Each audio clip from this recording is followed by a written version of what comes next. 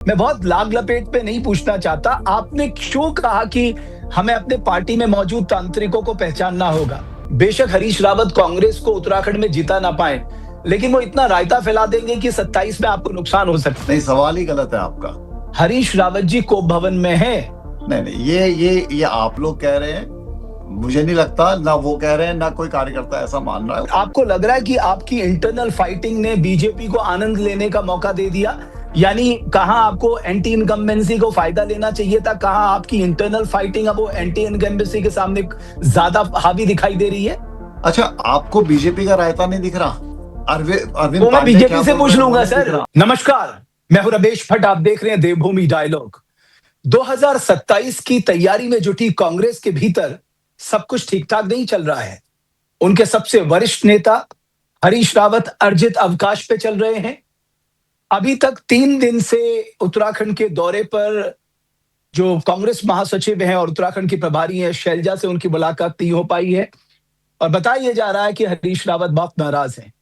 इन सब के बीच में एक बयान जो बहुत सुर्खियों में चल रहा है, वो बयान है कांग्रेस के नेता प्रकाश जोशी का, जिसमें उन्होंने तांत्रिक और ज्योतिष का जिक्र किया है और उन्होंने ये तक कहा कि साहब हमें अपनी पार्टी में मौजूद तांत्रिकों को पहचानना होगा। बहरहाल प्रकाश जोशी जी मेरे साथ देवभूमि डायलॉग के मंच पे जुड़े हैं। प्रकाश जी बहुत धन्यवाद हमारे मंच पे आने के लिए, आपका बहुत आभार आपका। नमस्कार। नमस्कार ये जो नमस्कार रमेश जी। आपका जो बयान है, मैं बहुत लाग लपेट पे नहीं पूछना चाहता, आपने क्यों कहा कि हमें अपने पार्टी में मौजूद तांत्रिकों को पहचानना होगा? नहीं, मुझे लगता है रमेश जी कि जिसने भी इस बयान को लिया, जिस तरीके से लिया, या आप भी जो समझ रहे हैं, शायद वो ठीक तरीके से नहीं उसको आप लोग उसको सुन पाए या समझ पाए। जरूर जो हमारी बैठक थी, उस बैठक में मैंने एक कंपैरिजन दिया, और वो राजनीतिक व्यक्तियों के लिए दिया। कांग्रेस पार्टी की बात सिर्फ नहीं है उसमें, ये संपूर्ण राजनीति, चाहे वो कोई भी दल हो, राजनीतिक कोई भी व्यक्ति, उस पर लागू होता है। और वो उसका सीधा मतलब ये था कि एक कंपैरिजन था, एक लीडर और पॉलिटिशियन में जो एक बारीक फर्क होता है, लीडर और पॉलिटिशियन, और वैसा ही फर्क एक ज्योतिष और एक तांत्रिक में होता है। थोड़ा फर्क पॉजिटिव और नेगेटिव का फर्क है, और कुछ नहीं है, प्रवृत्ति का फर्क है। तो मैंने किसी व्यक्ति को इसमें नहीं कहते लक्ष्य में रख के, मैंने एक प्रवृत्ति की बात करी कि हर व्यक्ति के अंदर या एक लीडर होता है या एक पॉलिटिशियन होता है। और लीडर और पॉलिटिशियन को मैंने बड़े अच्छे से बाद में आज मैंने उसको ब्रीफ भी किया है कि क्या फर्क है, और वही फर्क एक ज्योतिष के अंदर और एक तांत्रिक में होता है। तो मेरा सिर्फ बट कहना ये था उस इतनी बड़ी सभा में कि आप लोग, हम लोग को अपने अंदर, हम लीडर हैं या पॉलिटिशियन है, उसको हमें इतना समझना है बड़ा बस। तो एक्सप्लेनेशन मेरे की ख्याल से जरूरत क्यों शायद पड़ी समझने फिर? वाले ठीक से अगर नहीं समझ अगर पाए उसे। अगर आपको लगता है आप कन्विंस थे अपनी बात से, देन व्हाई दिस एक्सप्लेनेशन? नहीं नहीं, एक्सप्लेनेशन की बात इसलिए नहीं है कि मैंने देखा कि विभिन्न सोशल मीडिया के माध्यम से, या आपके ही जो और साथी हैं मीडिया के, हमारे लोकल हल्द्वानी में जो साथी हैं, उन्होंने उसको अलग तरीके से पेश किया, कौन है तांत्रिक, क्या है, जबकि ऐसी बात ही नहीं है। उसके अंदर कौन है से मतलब ही नहीं है।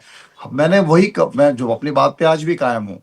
तो मेरा बहुत स्पष्ट मत है, लीडरशिप क्वालिटी और पॉलिटिशियन, लीडर लीडर ही है, पॉलिटिशियन के साथ मैनिपुलेशन भी ज्यादा जुड़ जाती है। ज्योतिष आप भी समझते हैं, आप भी मिलते होंगे बहुत लोगों से। हर राजनीतिक व्यक्ति क्या एक सामान्य व्यक्ति मिलता है, हम किसी तांत्रिक से मिलते हैं तो क्यों मिलते हैं ये भी हम जानते हैं।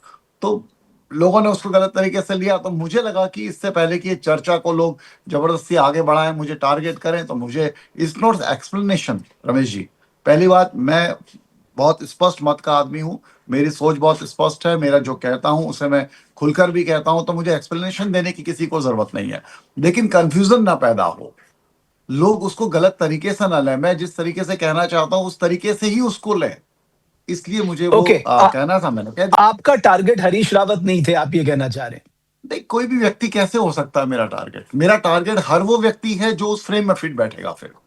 और ये हमें अपना आकलन और मूल्यांकन हर राजनीतिक व्यक्ति को करना ही पड़ेगा। उस फ्रेम में अपने आप को रख के देखना पड़ेगा, न सिर्फ उस व्यक्ति को, उस नेता को, किसी भी नेता को, बल्कि उसके जो समर्थक हैं उन्हें भी अपने नेता को उसी फ्रेम में फिट करके सोचना चाहिए। अपने पिछले 10 20 25 साल, 30 साल, 40 साल किसी भी पार्टी कार्यकर्ता ने राजनीतिक दल को दिए होते हैं, चाहे वो कांग्रेस है या बीजेपी या कोई भी राजनीतिक दल है, और उन्होंने दिए होते हैं। जो उन्होंने अपने समय, अपने जीवन का अमूल्य समय दिया है राजनीति को, उसमें वो जिसको फॉलो कर रहे हैं, जो उसका प्रेरणा स्रोत है, जिसको वो अपना नेता मानते हैं, उसको इस फ्रेम में फिट करके देख ले और क्लियर हो जाएगा। इसमें व्यक्ति कहाँ से आ बट गया? सर मुझे ये प्रवृत्ति की बात है। मुझे ये बताइए मुझे ये बताइए कि जिस तरह से हरीश रावत अपने को एलिनिएटेड समझ रहे हैं, अपने को बहुत ठगा-सा महसूस कर रहे हैं और अपनी बातों से वो इसको ज़ाहिर भी कर रहे हैं। अभी उन्होंने अपनी पोस्ट में लिखा था, मुझे गिराने वालों की ने कोशिश बहुत की, ये कोशिश अब भी जारी है। तो वो उनके स्टेटमेंट क्लियर बता रहे हैं कि आपके भीतर सब कुछ ठीक-ठाक नहीं चल रहा है कांग्रेस पार्टी के भीतर। नहीं, मैं रमेश जी बहुत सहमत नहीं हूँ व्यक्तिगत तौर पे। चलो उन्होंने क्या कहा क्या नहीं कहा, ऐसा कुछ भी नहीं है। श्री हरीश रावत जी हमारे बहुत ही सम्माननीय और पार्टी के सबसे वरिष्ठ नेता है, बल्कि मैं कहूँ तो उत्तराखंड की सक्रिय राजनीति में वो किसी भी दल, चाहे कांग्रेस हो या बीजेपी हो, उसमें वो सबसे वरिष्ठ है और सबसे अनुभवी नेता है। और इस तरह के अनुभव की जरूरत तो किसी भी पार्टी को रहेगी। हमें उनके अनुभव के बिना पार्टी कैसे चल सकती है? हम चुनाव में जा रहे हैं। लेकिन हो सकता है कभी उनको व्यक्तिगत रूप से कुछ महसूस हुआ और उन्होंने अपनी अभिव्यक्ति, वो अक्सर व्यक्त करते ही हैं अपनी अभिव्यक्तियां, तो वो कोई बड़ी बात नहीं है, वो करते ही हैं और बट पार्टी बट उसको बट बट गंभीरता सर से लेती भी है। एग्री बट सर उसे दूर तो किया जाना चाहिए ना। 3 दिन से प्रदेश प्रभारी और कांग्रेस की महासचिव उत्तराखंड में है नहीं नहीं, पर और लेकिन जितना लेकिन मुझे मालूम है अब तक उनकी ऐसा हरीश रावत कहाँ से कोई उन्होंने कहा कम्युनिकेशन नहीं है? हुआ है। मैं ऐसा मान रहा हूं। मैं मुझे लगता है कि क्या था, कहीं ना कहीं मीडिया इसको गलत ले रहा है। उन्होंने ऐसा कहाँ कहा है कि मैं नाराज हूं? वो जस्ट एक उनकी अभिव्यक्ति होती है, उन्होंने दी है। उन्होंने कभी नाराजगी की बात नहीं करी। उन्होंने अर्जित अवकाश में भी ये भी नहीं कहा कि मैं नाराज हूं इसलिए सर अवकाश की सर तरफ जा रहा हूं। उनकी जो पॉलिटिकल प्रॉक्सीज हैं, चाहे हरीश धामी हो, चाहे गोविंद सिंह कुंजवाल हो, चाहे प्रदीप टम्टा हो, उन्होंने खुलकर आके कहा है कि हरीश रावत के साथ जो ये सौतेला व्यवहार हो रहा है, उन्हें दरकिनार किया जा रहा है, ये सब हम बर्दाश्त नहीं करेंगे। दैट मीन्स उन्होंने एक लाइन खींच दी है। नहीं, मैं मानता हूं कि अभी 2-3 दिन पहले जो उनके एक बहुत ही अच्छी एक पोस्ट आई थी माननीय श्री हरीश रावत जी की, उसमें उन्होंने सब कुछ क्लियर किया कि ऐसी कोई बात नहीं है। वो ठीक है, भावनात्मक रूप से किसी ने कुछ कह भी दिया हो, पर हरीश रावत जी ने उसका पटाक्षेप खुद ही कर दिया था।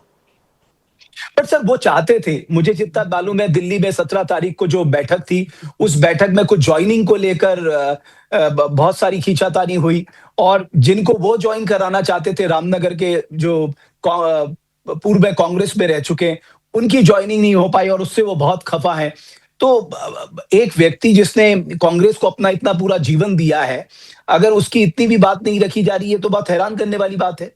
नहीं, मैं रमेश जी, मैं मानता हूँ कि ये जो बात जिस तरह से बाहर आई या जो कही गई वो सत्य नहीं है।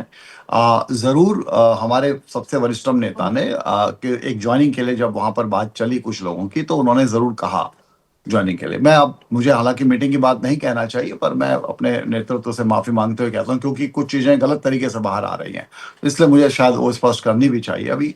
तो वो उन्होंने निवेदन करा और उसके बारे में बहुत वहां पर यही विचार हुआ कि क्योंकि कई फेज में ज्वाइनिंग होनी है, जिन ज्वाइनिंग्स को उस दिन क्लियर किया गया उसमें शायद स्थानीय स्तर पर लोगों से बातचीत हो गई थी, एक सहमति बनाकर उसको ले आए थे। और ये ऐसा ही होता है, जब किसी की ज्वाइनिंग करानी हो तो सबको तो नहीं, पर लेकिन जितनी हो सके अधिकांश सहमतियां होती हैं। तो यही शायद बात थी उस समय पे कि ठीक है, अगले और फेज वाइज ज्वाइनिंग होगी। हमेशा ऐसा ही होता है, आप सबको एक साथ ज्वाइनिंग करा दो या फेज वाइज कराओ तो और ज्यादा अच्छा मजबूत संदेश होता है। यही बात थी। लेकिन हाँ, मुझे जरूर दुख है इस बात का। मैं आपके माध्यम से भी ये कहना चाहता हूँ, मुझे इस दुख है कि जो भी वहां बातचीत हुई उसमें प्रकाश जोशी का कोई ऐसा लेना देना नहीं था, ना किसी का विरोध किया गया, जो कि बाद में फैलाया गया अगले दिन कि प्रकाश जोशी ने किसी की ज्वाइनिंग का विरोध किया।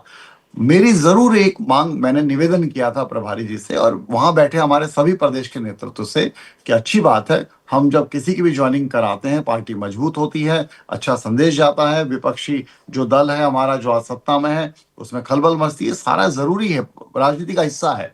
लेकिन जो व्यक्ति भी जिसकी ज्वाइनिंग की सिफारिश करे या जिसको रिकमेंड करे ज्वाइनिंग कराए, वो उसकी जिम्मेदारी भी ले। अक्सर ये होता है कि हम आज हमारे बड़े नेता ज्वाइनिंग तो करा देते हैं, हम भी जब ज्वाइनिंग कराते हैं, लेकिन वक्त जब आता है, ज्वाइनिंग कोई शर्तों पे तो होनी नहीं थी। ये तो शर्त कभी नहीं रखी जाती, किसी कोई पार्टी ज्वाइन कराते हैं तो आपको टिकट ही आपके फाइनल हो गई, अब आप टिकट के हकदार हो गए। जरूर आप मेहनत कीजिए, पार्टी समय पर फैसला लेगी, सर्वे होते हैं, सेंट्रल इलेक्शन कमेटी है, स्क्रीनिंग कमेटी है, तमाम पार्टी के और मशीनरी फंक्शनरी है जो उसको ऑब्जर्व करते हैं, उसके आधार पर टिकट का होता है। तो कोई ये ना सोच ले कि ज्वाइनिंग हो गई तो टिकट हो गई। तो लेकिन ये सोच लेते हैं लोग और जब समय आता है तो पार्टी की जब टिकट नहीं मिल पाती या नाराजगी होती है तो पार्टी के खिलाफ या चुनाव लड़ते हैं, या वो पार्टी के जो अधिकृत उम्मीदवार है उनके साथ सही ढंग से काम नहीं कर पाते या खिलाफत करने लग जाते हैं। ये ओके, जरूर मेरा बट निवेदन प्रकाश था, मैं जोशी जी, मानता हूं कि निवेदन गलत मुझे नहीं एक और है बात और ये कहनी है निवेदन कि गलत अगर नहीं मान है। लीजिए हम्म। हरीश रावत जी का नहीं, आप एज मेरी मैं फैक्टर एक है, मिनट मैं इसे इसे तो इसे हरीश पूरा रावत कर देता हूं। सीधे तो तो ज्यादा बुजुर्ग जो रमेश है जी, वो मल्लिकार्जुन रमेश खड़गे जी इसे साहब है, मैं जो पूरा आपके कर, राष्ट्रीय अध्यक्ष हैं। वो मुझे लगता है हाँ, कि एटीज को पार कर चुके हैं, हरीश रावत उनसे छोटे हैं। अगर एज फैक्टर के हिसाब से उनको दरकिनार किया जा रहा है, तो ये तो कतई सही पर नहीं कौन है। कर रहा है? नहीं नहीं नहीं, ऑलमोस्ट आप बिल्कुल ये बिल्कुल गलत डायरेक्शन की तरफ जा रहे हैं हम लोग शायद। ऐसा बिल्कुल नहीं है, कोई दरकिनार न केंद्रीय नेतृत्व न प्रदेश नेतृत्व न कोई कार्यकर्ता, ये संभव ही नहीं है। ऐसा ये तो सोच के बाहर है बिल्कुल। मैं नहीं मानता कि ये इस बट तरफ सर, कोई है, तो जबरदस्ती शायद मीडिया द्वारा बनाया गया। हल्द्वानी में कांग्रेसी नेताओं का जमावड़ा लगा। वहां पर प्रभारी थी, प्रदेश अध्यक्ष थे, कैंपेन कमेटी के चेयरमैन थे, सारे बड़े नेता थे, माइनस हरीश रावत। तो आप ये क्यों सोचते हैं कि लोग सवाल नहीं उठाएंगे या हम लोग पूछेंगे नहीं कि वो हरीश रावत उस बैठक में क्यों नहीं थे? नहीं, ऐसा नहीं है, और कुछ और भी लीडर्स होंगे जो नहीं आ पाए। रावत जी ने, मैं बहुत वो वरिष्ठ है, उन्होंने शायद खुद ही कहा था कि मैं कुछ दिन अभी अवकाश ले रहा हूं, और शायद उनका अवकाश पूरा होगा तो फिर आपको दिखाई देंगे राजनीतिक कार्यक्रम में। और सामाजिक कार्यक्रम तो लगातार रहे हैं जो हरिद्वार या देहरादून के आसपास में।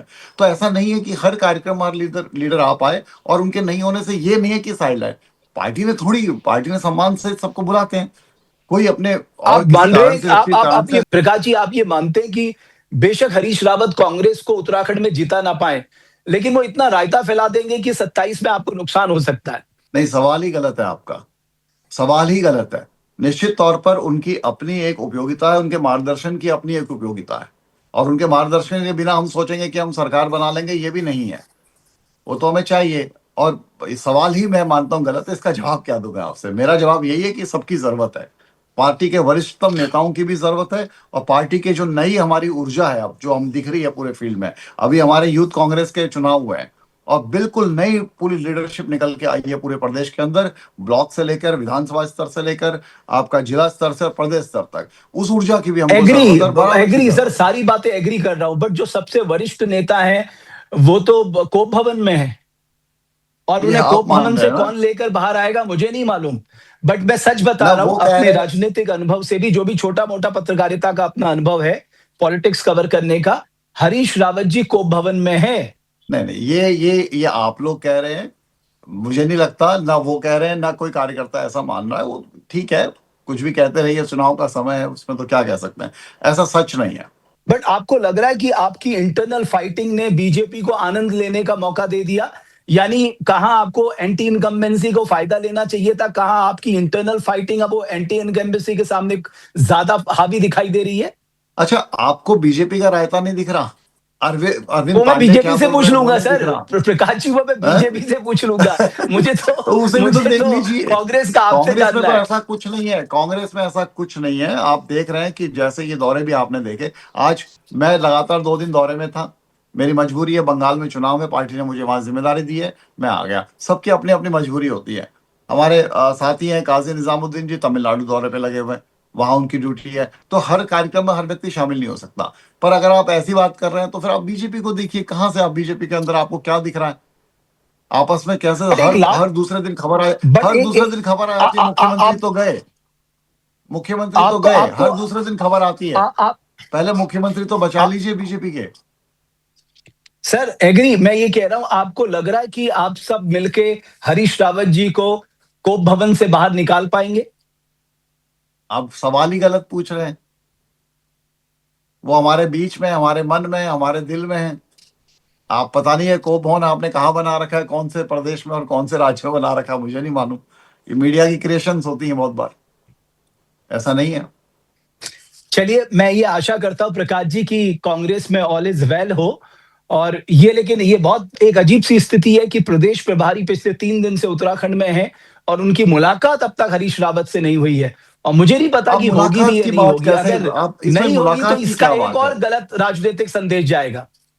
रमेश जी, आप इसमें मुलाकात की कहाँ बात कर रहे हैं? ये जिले वाइज कार्यक्रम है। उधम सिंह नगर से शुरुआत हुई, वहां कार्यक्रम था, कार्यकर्ता सम्मेलन हुआ, कार्यकर्ताओं से बातचीत हुई है। उसके बाद हल्द्वानी में कार्यक्रम था नैनीताल जिले का, फिर कोटद्वार में कार्यक्रम था, हरिद्वार में था, आज देहरादून में है। उस कार्यक्रम में सब लोग फिर सम्मिलित होंगे। और जहां तक रही बात हमारे वरिष्ठ नेताओं के आपस के चर्चा विचार बातचीत मुलाकात, ये तो होती भी रहती है, हर चीज तो मीडिया में नहीं आएगी ना। अब प्रभारी जी की और वरिष्ठ नेताओं की कब क्या मुलाकात होंगी, एक आधा बार मीडिया में दिखती है, बाकी 10 बार तो नहीं भी दिखती है, पता भी नहीं चलेगा। जो स्ट्रेटेजिक मीटिंग्स होती हैं, तो इससे इसका आकलन करना कि कोई नाराज है या कोई मिल नहीं रहा है, मैं समझता हूँ ये न्याय संगत नहीं है, सही नहीं है। लेकिन हाँ, अगर आप मौका देंगे तो मैं जरूर एक दो बातें कहना चाहूंगा। प्लीज बोलिए। तो मैं थोड़ा सा अपने बारे में भी ये बात जरूर कहना चाहूंगा कि एक कभी कभी होता है, हम कहते कुछ है, लोग समझते कुछ है। तो परसों बैठक थी, ठीक है, मेरा आज भी कहना यही है, आपके माध्यम से मैं अपने तमाम कार्यकर्ताओं से और भी लोगों से मैं कह कि कार्यकर्ता जो होता है ना, वो आपका संघर्ष का साथी है। हम सत्ता तक तब पहुंचते हैं, सत्ता का मजा तब है जब वही संघर्ष का साथी आपका सत्ता में भी साथी हो। तो मेरा सिर्फ यही कहना होता है, आप सब जो भी राजनीतिक लोग हैं, कि इसको थोड़ा सा कार्यकर्ताओं को, आप जब संघर्ष में साथ है तो सत्ता में भी साथ रखें बस। तो ये सारी बातें उस दिन मीटिंग में थी। आप लेकिन लोग उसको किस तरह से ले लें, क्या ले लें, पार्टी की इंटरनल मीटिंग्स होती हैं, उसको कोई बाहर कुछ अलग तरीके से भेज दे तो वो किसी कंट्रोल में नहीं रहता फिर। चलिए प्रकाश जी, मैं आपको बहुत धन्यवाद करूंगा, आपने समय निकाला और आप देवभूमि डायलॉग के मंच पे आए। बहुत आभार और बहुत धन्यवाद आपका। और हम सबको लिए भी देखना दिलचस्प होगा कि जिसे आप कह रहे हैं कि हम गलत कह रहे हैं कि कोई इनफाइटिंग नहीं है, तो हम भी ये मान के चल रहे कोई इनफाइटिंग नहीं है। बट एक छत के नीचे सारे लीडर्स आते हैं और क्या वाकई जो प्रदेश प्रभारी हैं उनकी मुलाकात हरीश रावत से होती है, इस पे भी हमारी नजर बनी हुई है। मैं बहुत धन्यवाद करूंगा प्रकाश जी, आप देवभूमि डायलॉग के मंच पे आए। धन्यवाद, बहुत बहुत धन्यवाद, थैंक यू, नमस्कार।